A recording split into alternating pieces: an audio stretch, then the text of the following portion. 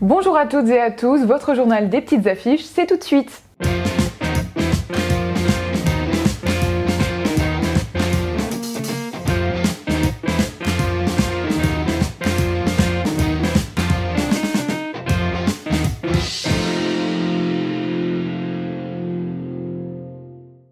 Le 8 mars, date de la journée internationale réservée aux droits des femmes, a laissé place à de nombreuses manifestations. Chaque année, le mouvement pour l'égalité entre les hommes et les femmes prend de l'ampleur, alors que beaucoup se félicitent des progrès pour réduire ces inégalités. Du côté des salaires des cadres, l'Association pour l'emploi des cadres estime que celles-ci n'ont pas diminué ces dernières années. D'après cette enquête, en 2019, le salaire médian des femmes cadres s'élevait à 46 000 € bruts par an, contre un peu plus de 52 000 € pour les hommes, soit un différentiel de 16 %. Le Var perdant de l'inégalité salariale homme-femme à l'échelle départementale. Selon l'INSEE en 2015 dans le Var, les femmes salariées du secteur privé ont perçu en moyenne un revenu salarial net annuel de 17 800 €, soit 24 % de moins que les hommes. Alors que dans les Alpes-Maritimes, cette même part de femmes du secteur privé a perçu 18 800 €. Éric Dupond-Moretti a annoncé que les détenus qui travaillent vont pouvoir bénéficier d'un contrat de travail. Il ne peut pas y avoir de décalage entre la prison et le reste, à moins de considérer la prison comme une société à part. C'est ce que le ministre de la Justice a déclaré alors qu'il répondait aux questions d'Ophélie Meunier dans l'émission Zone Interdite d'M6. Selon lui, le travail doit constituer la porte de sortie de la délinquance. Il a d'ailleurs annoncé la création d'un code pénitentiaire qui regroupera toutes les règles importantes autour de la détention. Troisième week-end de confinement pour l'ensemble des 63 communes de la bande littorale des Alpes-Maritimes. C'est la dure sanction appliquée par le gouvernement ce jeudi. Dans une conférence de presse, le préfet des Alpes-Maritimes se tient prêt à réprimander les tricheurs qui tentent de se jouer du confinement. Plus de contrôles donc prévus pour ce week-end où la météo s'annonce clémente. Voyons ce qu'en pensent les Niçois. Seul, face à la mer Méditerranée, Pierre Laforêt profite de sa pause repas. Ce week-end, il sera confiné, seulement il a trouvé son subterfuge pour profiter de ses proches. On s'est restreint, en fait, on s'est confiné dans un petit groupe. Donc on a tous notre famille et autour de ça, après on va dire 4 ou 5 amis et on se rejoint assez souvent, on essaie de se voir un petit peu quand même parce qu'on est quand même... Sinon honnêtement, à part le travail, on est coupé de toute vie sociale en fait. Donc on essaie un petit peu de trouver des palliatifs, comme je vous disais, et d'oublier un peu cette crise, de passer des bons moments avec les bonnes personnes et de rigoler. Et voilà, de croiser les doigts pour que ça passe vite et qu'on puisse tous se revoir très bientôt. Non, puis à la base, c'était parti l'année dernière pour 2-3 semaines de confinement, c'était censé être assez bref. Puis finalement, on se rend compte que c'est loin d'être bref et on ne sait pas quand est-ce qu'on va en sortir. C'est ça qui est un peu désespérant et qui, je pense que les gens commencent à être exaspérés pour ça surtout. C'est que ça fait un bon moment qu'on nous promet qu'on va en sortir et on n'en voit pas le bout. En fait, on ne voit pas le bout du tunnel, donc ça commence à être agaçant. À l'image de Pierre, qui part reprendre le travail, la population du Vieux-Nice aussi fatigue de ce troisième confinement. Je pense que là, elle est à saturation du confinement, qui est certes nécessaire, mais difficile. Donc il faut l'aménager. Donc il y a le 18h déjà qui est dur.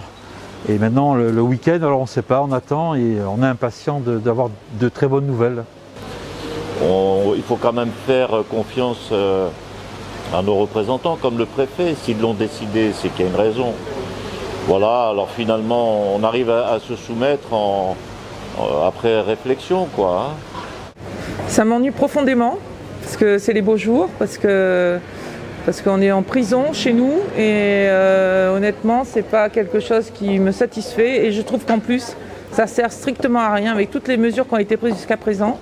On n'évolue pas du tout et au contraire. Donc je vois pas pourquoi nous on est confinés et ailleurs ils ne le sont pas.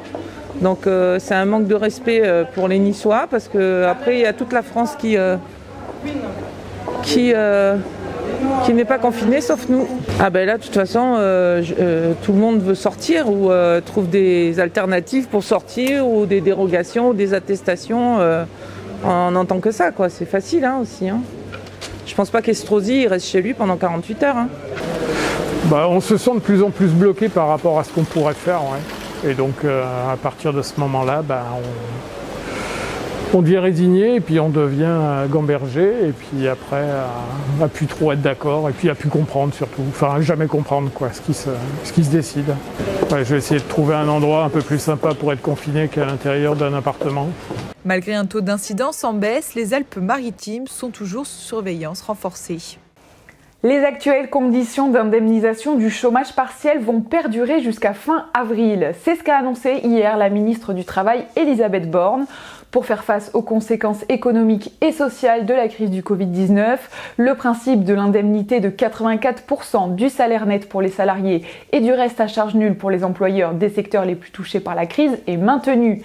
Dans les autres secteurs, le reste à charge est de 15%. Elisabeth Borne a par ailleurs précisé que des concertations sectorielles seraient menées dès la semaine prochaine pour préparer la levée progressive des restrictions. C'est nouveau, ça vient de sortir, résider à Menton vous donne le droit de contracter une complémentaire santé à des tarifs avantageux négociés par la ville.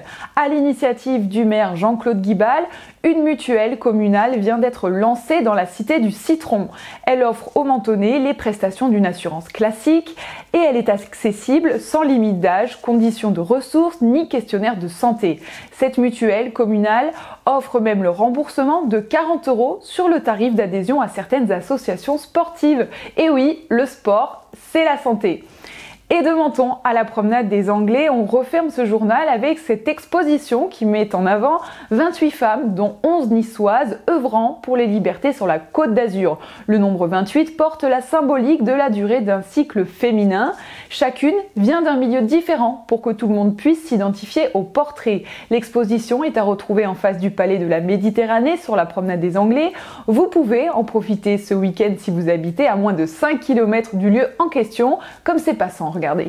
On habite derrière le port et on est venu exprès pour voir cette expo parce que c'est très intéressant de voir toutes ces femmes qui représentent un peu toutes les femmes du monde maintenant. Voilà, c'est très beau. Ça commence seulement, mais on va prendre plaisir à regarder cette expo. Je trouve que c'est une excellente idée que toutes ces femmes nous donnent leur avis. Écoutez, je suis une femme, alors voilà. Oui, la liberté des femmes, mais pour moi, le sexe fort sur les femmes. Vraiment, je le pense vraiment. Non, je trouve que c'est une excellente idée de connaître la vie de toutes ces femmes qu'on connaît quand même plus ou moins bien. Et sur ces quelques images, je vous souhaite une agréable journée et je vous dis à la semaine prochaine.